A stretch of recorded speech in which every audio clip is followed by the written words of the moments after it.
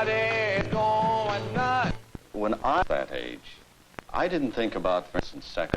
We did the same things, and let's admit it, we did the same things, but it was a secret. Discuss it when we got back into the dormitories of the fraternities, didn't brag. Your mothers are out watching. They're watching roller derby, and then they change the channel. And they see you guys on the floor. They say, oh boy, they're really sick. Those poor kids. I don't think any more is going on. I mean, you can only get to a certain point in sex and you can't go any farther, but I think it's just being brought out in the open more. People are talking about it. People are thinking about it. They're not sneaking off in corners and not telling their friends about it and being embarrassed about it. They're coming right out in the open.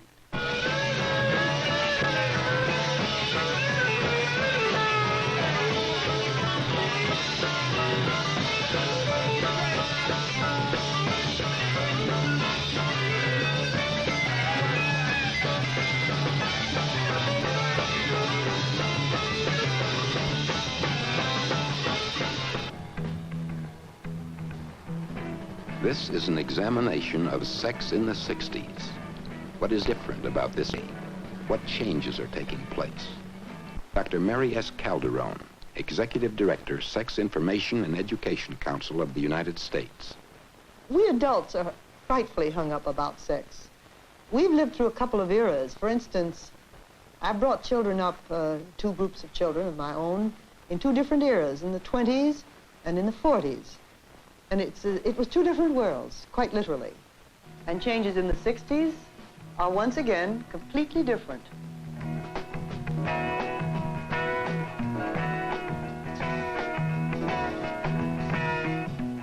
We're seeing an explosion of sexual expression. Again, not just necessarily the in-bed expression, but in all of our communications media, for instance. And in all of our waking thoughts, waking music, and our waking reading, there's this tremendous explosion of almost obsession with sex, the genital aspects of sex. For example, you can see it in motion pictures.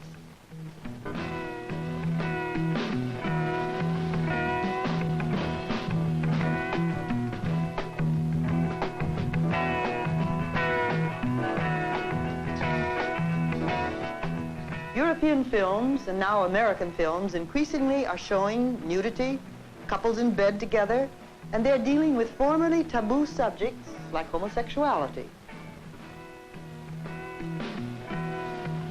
In literature, partly as a result of the Supreme and Federal Court decisions on Fanny Hill and Lady Chatterley's Lover, there has been a great increase in books which treat sexual material.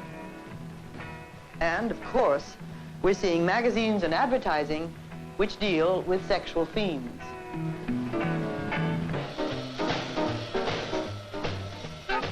The changes in public discussion and display of sex are easy to see.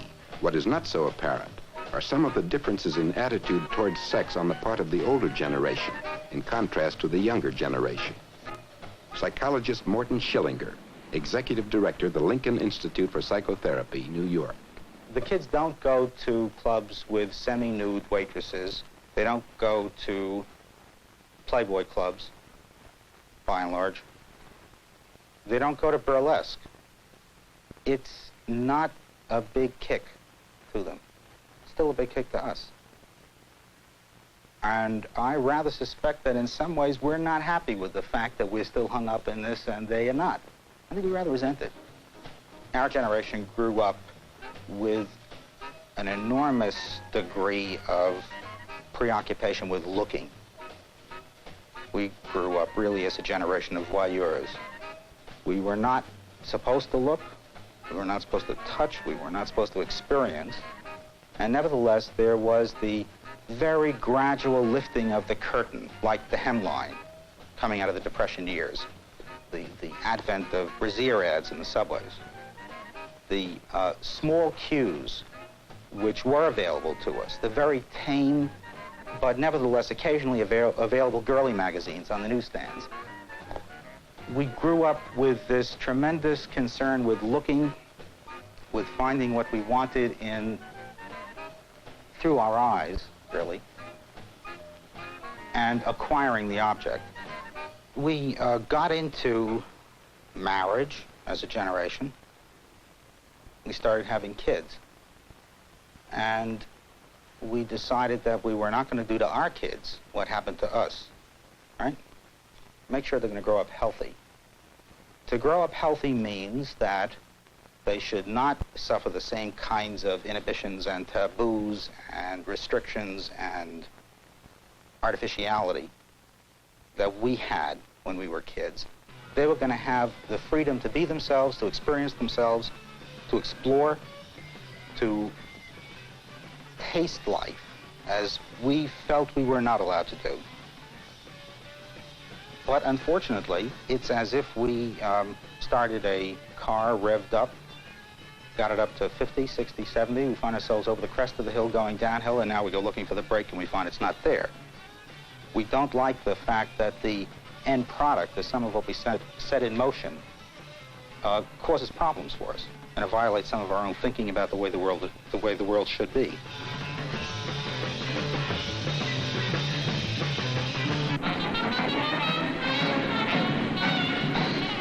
This is the University of Michigan in Ann Arbor, a typical American university with a tradition of excellence. There are more than 30,000 students in attendance. It is homecoming weekend, a period when alumni return to visit alma mater.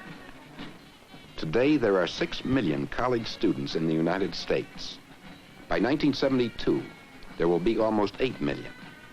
How are their attitudes different from their parents? What has happened to sex on campus? Psychologist Schillinger. Kids aren't scared of sex at this point by comparison with the generation of their parents when they were adolescents. That doesn't mean that kids today don't have problems around sex, but they're different kinds of problems. They're not scared to talk about sex. They're not scared to exercise their curiosity, to investigate, to experiment. And we as a generation were. I think this is the most salient difference. I'm Shaw Livermore. I teach history here at the University of Michigan. I think we're aware today that students mature faster than they might have 20 years ago, and that there is probably more activity that one can reasonably call sexual activity. How any one person would know this, though, I don't have any idea. I think the critical factor of such things is the privacy of the individual. It neither is anybody else's business, nor ought it to be anybody else's business. The critical matter is, however, whether students feel guilty about themselves, whether they develop animosities toward people or feelings of inadequacy. Some have argued that students today in the 1960s are less moral or conversely more immoral than when I was in college 20 years ago. I have no belief that this is so. When I grew up, I dare say one talked less about matters of sex relationships, or you did it with a smile or an embarrassed laugh more than, as I observe, students today are willing to. It's just remarkable to me the degree to which students will bring up quite dispassionately, but not flippantly, bring up the considerations that surround a sexual relationship with someone else. Most high school girls, at least from the Midwest, grow up with the beautiful, pure ideal, I'm going to be a virgin when I marry. And this, in many cases, is never even tested until they get to college. Very right. All of a sudden, here they are on this big campus. There are no parents, there's no church, there's nobody saying, no, you shouldn't do this. There's nobody saying, where are you going? When are you going to be home? With whom are you going? And she's here, and she's thrust into a society, and she's dating usually older boys, and they are expecting an awful lot. I found when I was a freshman that the boys I dated were, I thought they were terrible. They just, were very sex-minded. One of my freshman friends had a button that said virginity is a state of mind and not a state of body.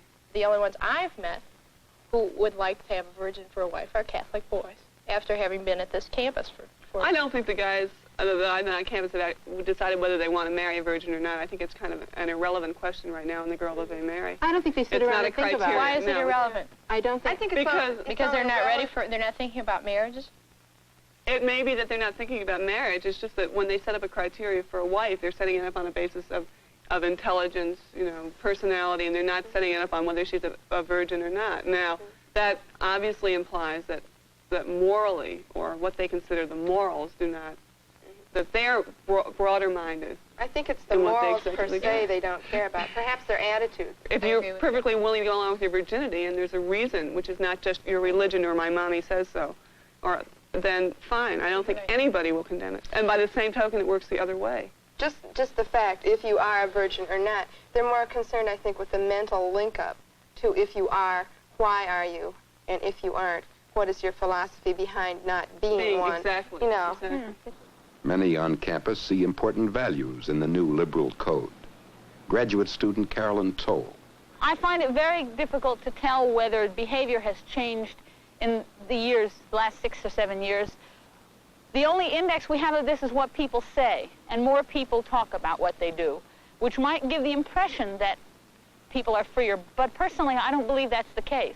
I think that the expectations that men and women have on this campus for a relationship with each other are much higher than they were in my parents' generation. I think that people are seeking a level of communication that is very intense and very close, and the sexual familiarity between people is part of this whole intensity of communication.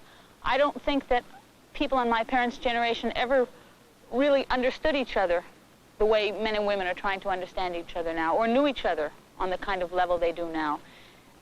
And there's something very exciting about that kind of communication, which leads them into a sexual relationship, which wasn't as common in those times. But there are those who disapprove of the new sexual permissiveness. History professor Stephen Tonsor. Well, in dealing with all of these questions about sexuality on the campus and off the campus, I would argue that deeply involved is the problem of community and the search for community. Now, the one outstanding feature of our contemporary universities is that they want to shed responsibilities. They don't want any responsibilities. When I entered the Army had to deal with the problem, let's say, of inducting 30,000 sexually active men.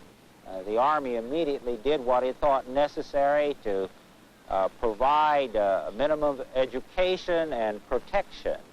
The university, on the other hand, doesn't feel it has any responsibility. Its responsibility is simply to turn its head, to avoid the question, to let students solve the problem for themselves. Again, it seems to me that this is evidence of a failure of community. And I don't think that parents or universities or adults can go on any longer simply telling students to do or not to do something, to set up a set of flat rules, or to assume that they intend to have relations with each other unless they're prevented by adults or by institutions. I think that's all past, and a good thing it is.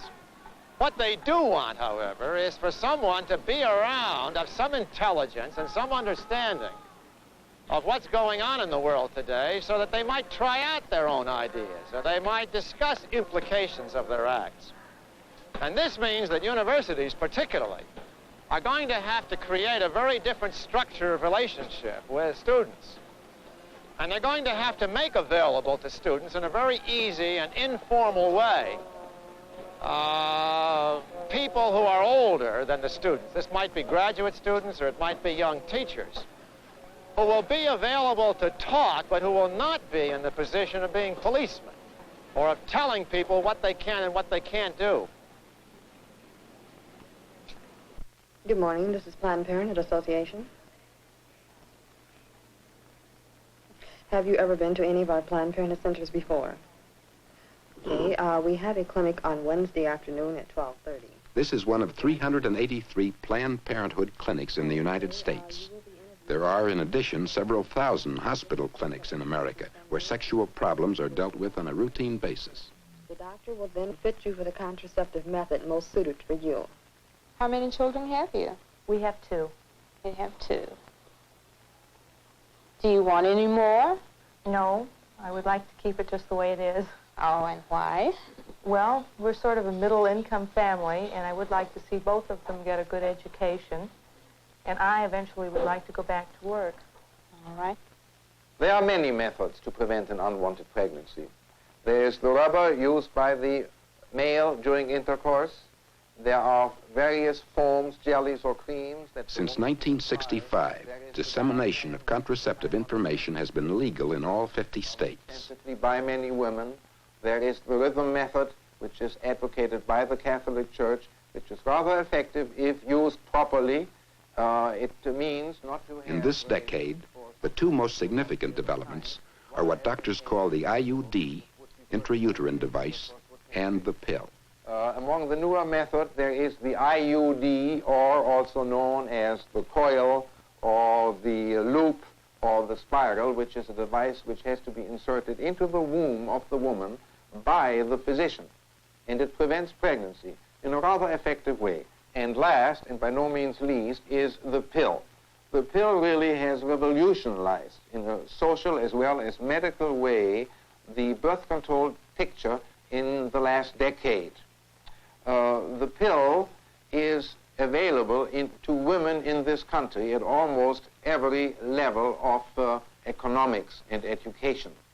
The pill, to be sure, has to be prescribed by a physician. And a physician or a birth control clinic has to be in charge of the patient so that she can go there whenever she has any seeming questions or any difficulties with the pill. The first supply of pills is included in your initial fee. You can come in any time now and pick up as many as a 6-month supply of pills. Still another development of this decade has been the founding of the first national voluntary organization made up of professionals and laymen, completely devoted to sexuality as a part of man's total health and well-being. The executive director, Dr. Mary Calderon. We feel that this organization and its phenomenally rapid growth and acceptance is an indication of the particular needs of the times. And I don't think that the time for it would have been 10 years ago, 15 years ago, or even 5 years ago. This was the moment when it needed to come into being to accomplish what needs to be done. What makes this moment so special? It's a very difficult moment to grow up in. It's a very difficult moment to bring children up in. In other words, that extraordinary process by which you take an infant at birth with all of his tremendous potentialities, not born a homosexual, not born a prostitute, not born a narcotics addict or an alcoholic. Society makes them this way. This process is being impinged on, this process of nurture of the child to help him grow up to be the adult that he was meant to be, is being impinged on by a tremendous number of forces within people themselves and also coming in from the world in general that is making the process of maturation extremely difficult and the process of developing sexual identity very much more difficult and sometimes distorted than it ever was.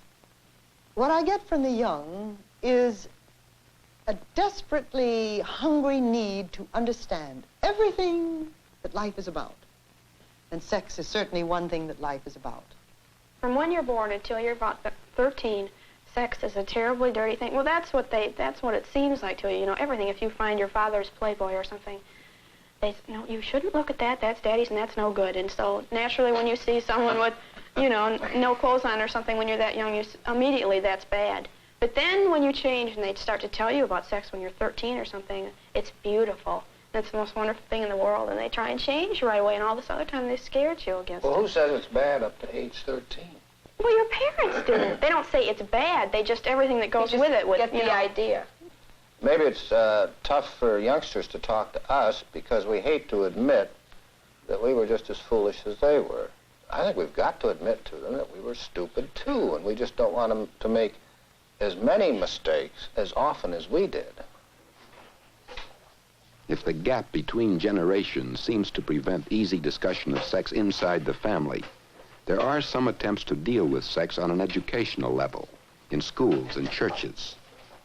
This is a sex education course in the Flint, Michigan public schools. Feel free to ask me any question that comes to your mind. What questions about what? What are we going to talk about?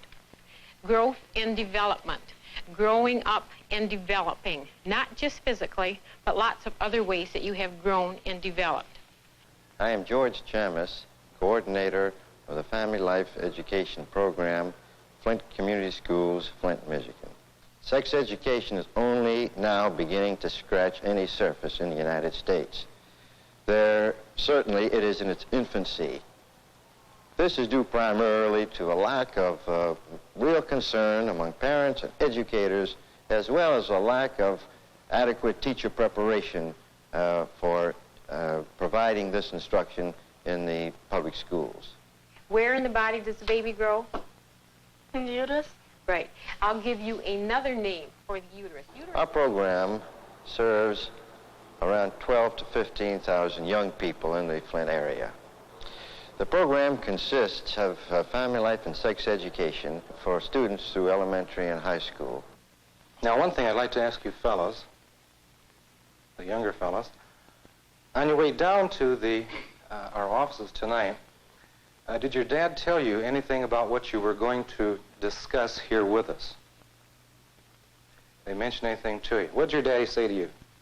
About the development of babies and the reproduction, and about how people grow and all that sort of stuff.